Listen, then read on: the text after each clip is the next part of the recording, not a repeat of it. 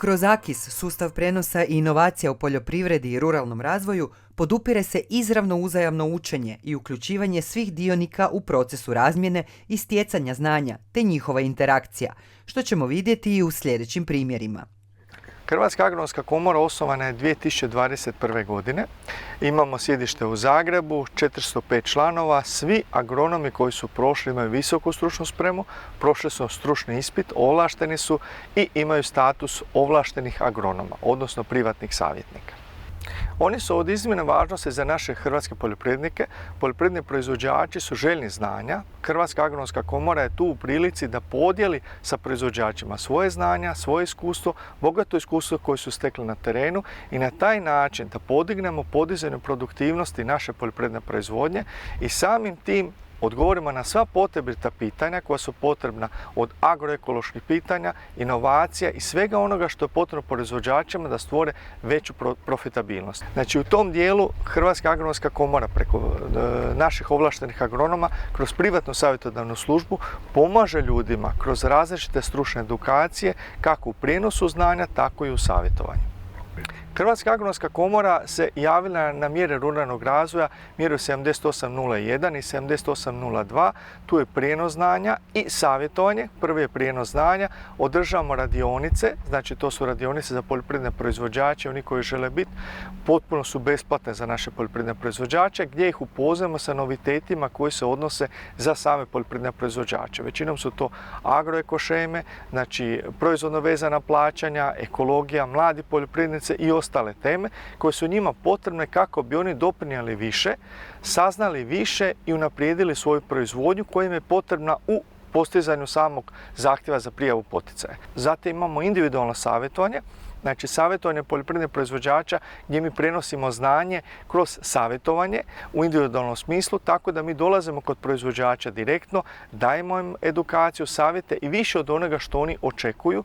Tu je Hrvatska agronomska komora stručna, možemo pomoći jako puno poljoprivrednim proizvođačima jer mi imamo veliko bogato iskustvo u proizvodnji. Svi agronomi su ovlašteni, to su ljudi sa višegodišnjim iskustvom gdje mogu prenijeti svoje znanje i interpretirati ono što je zakonodavac napisao kroz pojedine mjere. Jako puno naših poljoprivrednih proizvođača kroz naše savjetovanje ljudi su iznimno zadovoljni zato što smo im omogućili da zarade više, da unaprijede svoju proizvodnju, da u nekim situacijama promijenimo strukturu sjetve i na taj način doprinesemo boljom i agroekološkim mjerama i samoj poljoprivrednoj proizvodnji. Savjetovanje je potpuno besplatno. Znači svi oni koji su u upisniku, koji su registrirani poljoprivredni proizvođači mogu zatražiti usluge privatnog savjetnika koji će doći na lice mjesta, odraditi s njima edukaciju u onom dijelu što je zakon predvidio da im damo edukacije u onom dijelu. Znači u tom dijelu da li je ekološka proizvodnja, da li je ekošema, da li su proizvodno vezana plaćanja, dobrobiti životinja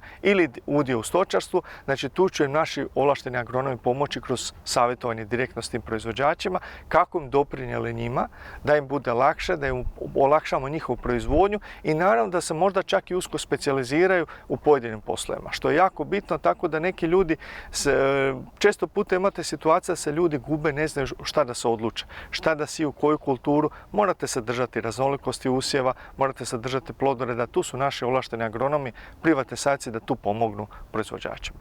Ja sam voditelj u Lagu Zrinska Gora Turopolje. Ukupno imamo 4 zaposlena djelatnika. Od toga su svi visoko obrazovani djelatnici iz područja ekonomije, turizma i agronomije. Lag Zrinska Gora Turopolje obuhvaća oko 2100 km2. Obuhvaćamo područje dijela Sisačko-moslavačke županije i Zagrebačke županije.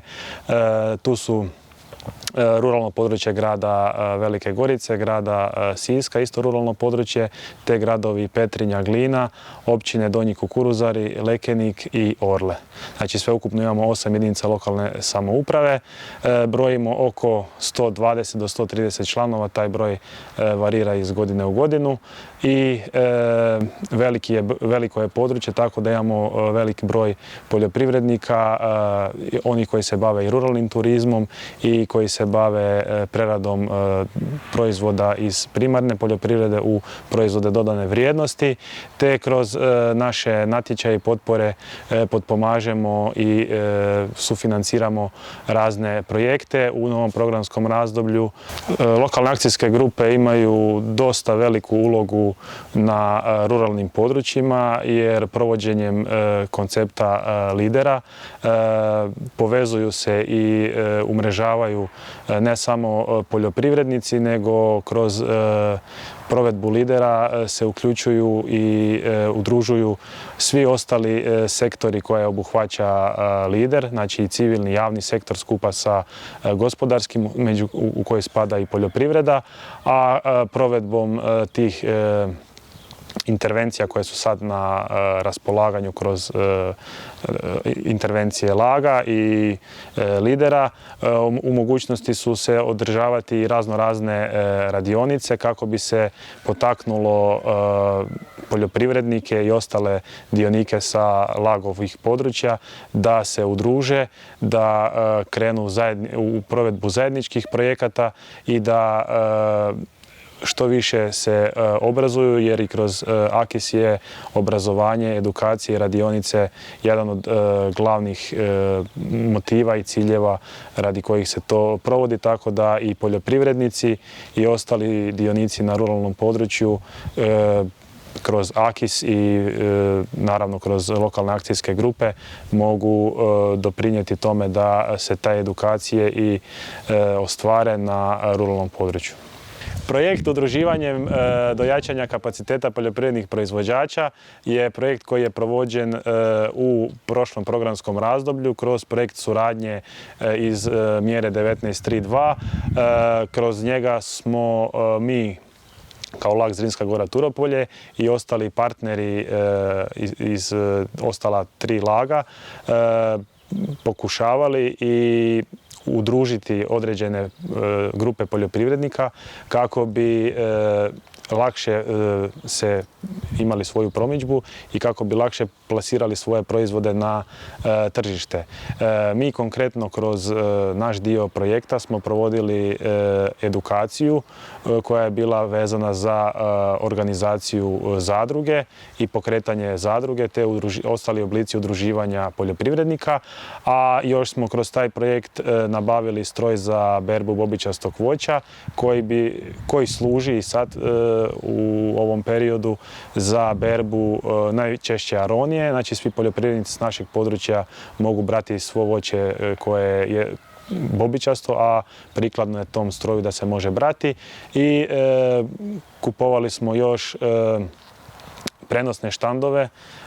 Znači svaka jedinica lokalne samouprave dobila je po 5 štandova kako bi mogli omogućiti svojim dionicima, poljoprivrednicima, udrugama i ostalima da na svojem području za vrijeme nekih manifestacija ili u vrijeme sezonskog voća, povrća mogu organizirati na javnim površinama prodaju tih proizvoda na način da se poljoprivrednicima, udrugama taj prodajni prostor ne naplaćuje, nego im je besplatan, a imaju štand na kojem to mogu obavljati. I kroz taj projekt je još bila i studijska putovanja organizirana na način da smo mi išli na područje naših partnera, oni su dolazili kod nas. Svrha tih putovanja je bila razmjena iskustava, razmjena ideja i povezivanje međusobno između naših proizvođača s našeg područja i proizvođača naših partnera koji su bili u tom projektu. S poljoprivredom se bavim nekih 11 godina. Dolazim iz Stubičke Slatine kraj Oroslavlja. Trenutačno radimo na nekih 50 hektara i glavna kultura su nam buće. Još radimo 100 suncokret i kukuruz. Cijela ta priča je slučajno krenula kad smo sinu kupili koštice za grickanje i onda smo vidjeli da su proizvedeni u Kini i onda se tu rodila ideja da zakaj mi to ne bi mogli proizvesti u Hrvatskoj. Kako smo toga imali, dobili smo tih koštica prvu godinu više, pa smo napravili ulje, prijavili se na natjecanje i na tom natjecanju najprije dobili priznanje, a nakon 2 godine smo i pobjedili i tu je ta priča postala ozbiljnija. Od samog početka kad smo počeli raditi to ulje, i uvijek su nas ljudi pitali, a kaj još imate u ponudi? Kaj još imate? Mislim, imamo ulje, imamo koštice, ali uvijek je postavljeno pitanje, imate mete, imate vino, imate bilo kaj iz Zagorja. Pa rekao, nemojmo se sa svim baviti.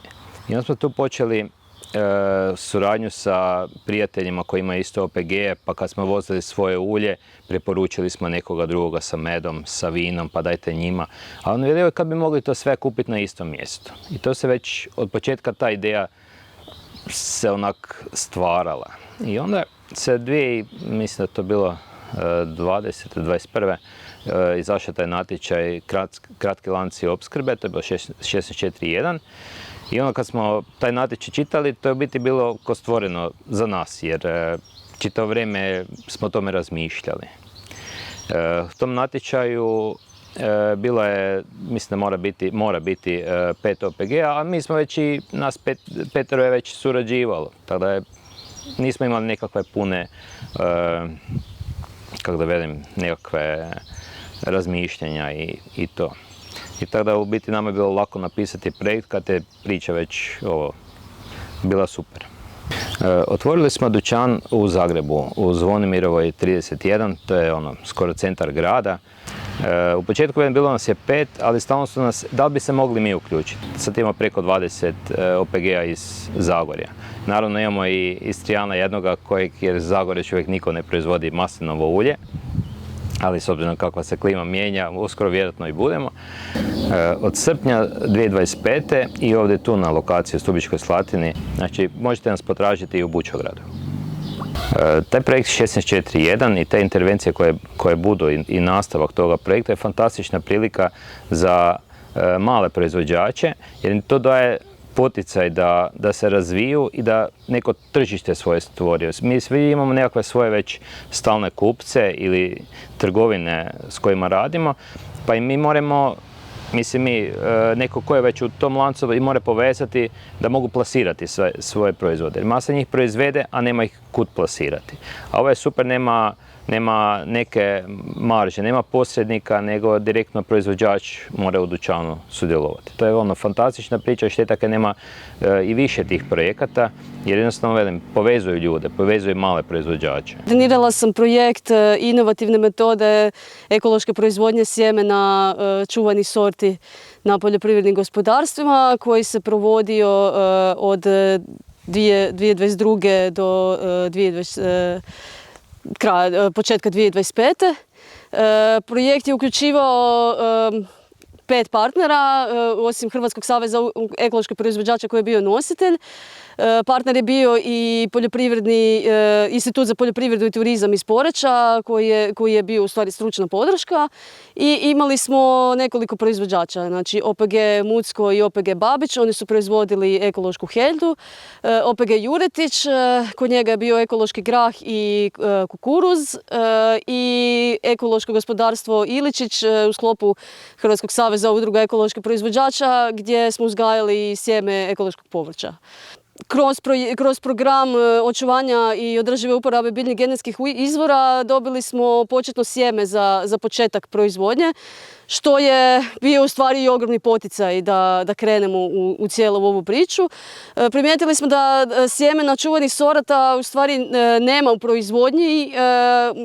To je nekakvo nacionalno blago koje bi mi trebali čuvati. Ja u stvari teško se mogu uopće naći i opisi tog sjemena, kamoli samo sjeme i sorte.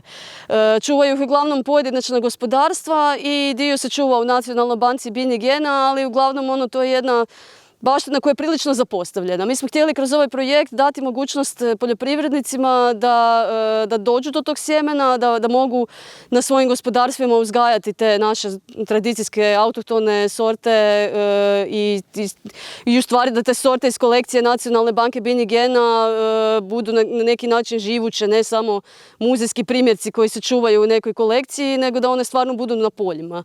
Mnoge od tih sorata su nekada i bile oplemenjivane, bile su u proizvodnji i imaju jako puno potencijala koji je danas nepravedno zapostavljen na račun uvoza sjemena. I mi smo htjeli omogućiti ne samo ovim gospodarstvima koji su bili unutar projekta, nego smo htjeli da i druga gospodarstva imaju mogućnost nabaviti domaće sjeme, a posebno iz ekološke proizvodnje zbog toga što ekološki proizvođači nemaju u stvari pristup domaćem sjemenu, uopće svo sjeme dolazi iz uvoza kod nas. Mi smo htjeli i ovim projektom pokazati da tradicijske sorte itekako imaju potencijala i da ih treba uvrstiti u proizvodnju, ali isto tako i da ih treba staviti na sortne liste i omogućiti da ta sjemenska proizvodnja zaživi kod nas i na gospodarstvima, a ne samo kao dio nekakve industrijske proizvodnje.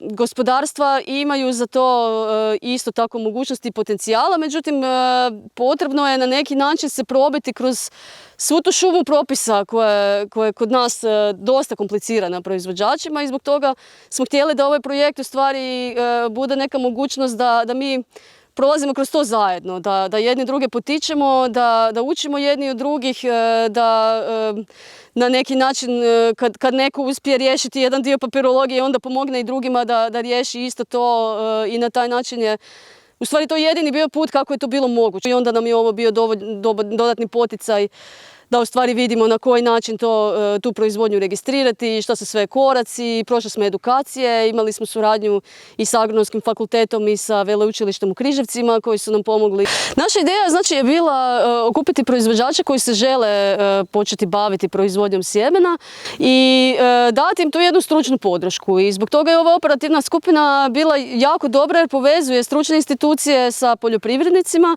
koji onda ne moraju sami pokušavati i griješiti, nego jednostavno imaju stručno vodstvo u nečemu što počinju prvi put. Što je nama bilo jako značajno jer mi planiramo ovaj projekt voditi i dalje. Za nas je ovo bio tek početak. Mi smo okupili trenutno 8 proizvođača koji nastavljaju dalje izvan ovog partnerstva i krećemo u jednu zajedničku proizvodnju tog sjemena za tržište. Imamo 35 sorata koje planiramo trenutno staviti na sortnu listu i nastaviti dalje. Naša velika želja svih ovih godina je bila, pošto smo i sami proizvodili sjeme za vlastite potrebe, nismo vidjeli mogućnost do prije par godina da sjeme proizvodimo i da to prodajemo. I gledali smo način kako da to realiziramo. Zato smo se javili u taj projekt gdje smo prve godine sadili sjeme bračkog jabučara, čuvane sorte i bili smo već prve godine kad smo posadili tu bračku jabučar smo bili oduševljeni kvalitetom te rajčice i bilo nam je stvarno jako žao što ta rajčica nije zastupljena više i na policama i na poljima jer zaslužuje to. A druge godine smo krenuli u našu ljubav, nešto što sami volimo saditi i za prodaju, a to su lubenice. Smo čuli, znači znali smo da postoji ta sorta vukovarske lubenice. Smo počeli sijati lubenicu za proizvodnju sjemena. I prošle godine smo na ovom polju posadili dosta veliki broj lubenica i dobili značajnu količinu sjemena.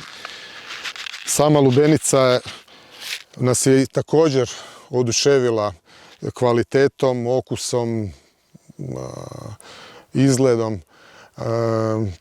i nije nam stvarno jasno zašto je u biti to sjeme nije moguće kupiti komercijalno. I to nas je isto također motiviralo da krenemo u tom smjeru, da omogućimo ljudima da dođu do tog sjemena. U zadnje 3 godine tijekom tog projekta smo sijali više kultura, od kojih bi spomenuo neka sjemena koje smo dobili iz banke sjemena tipa, kao što smo rekli, vukovarska lubenica, salata, tu je isto žuti feferon, paprika, rok paprika. Ono što je nama omogućilo je stvarno jedna velika motivacija i velika pomoć da s tim krenemo dalje. Da smo kretali od nule, sami, bez ičije pomoći, to bi bilo jako teško. Sad, nakon 3 godine, smo odlučni u tome da nastavimo tim putem i dalje. I sigurno da ćemo na našim poljima jedan dobar dio površina biti namijenjene za proizvodnju sjemena. Da, jako smo zadovoljni i zahvalni što smo bili u mogućnosti biti u tom projektu inovativnom i moj savjet i drugima da koriste mogućnosti koje su dostupne i da se prijavljuju da bi im olakšalo nekakve početne korake i da krenu nekim putem koji hoće dalje ići. I želio bih istaknuti da je institut u području jedan od 25 znanstvenih instituta u Republici Hrvatskoj i kao takav najstarija je institucija. Institut se bavi, odnosno glavna zadaća instituta je znanstvena istraživanja koje provodi kroz različite projekte koje imamo iz područja vinogradarstva i vinarstva, maslinarstva i maslinovog ulja, povrćarstva, ekologije i turizma. Htio bih ovdje još istaknuti da je institut specifičan po tome što povezuje poljoprivredu i turizam i kao takav čini ga jedinstvenim u Europi. Između ostalog, institut se bavi i biljnim genetskim resursima i jedna od radnih grupa tih je i radna grupa za povrće koji smo vodeći, odnosno glavna institucija u Republici Hrvatskoj. U sklopu toga ministarstvo je odlučilo financirati i jedan projekat koji odrađujemo zajedno sa Savezom udruga ekoloških proizvođača, čiji je bilo cilj promocija uzgoja na ekološki način povrća i sjemena. Uloga instituta u ovom projektu bilo je sakupljanje primki na terenu iz različitih vrsta povrća sa naglaskom na češnjak, naglaskom na grah, naglaskom na slanutak, salatu, rajčicu i grašak. I to je bio cilj, znači da se što više tih populacija sakupi i testira prvenstveno na prinos, ali naravno i na ostala gospodarska svojstva.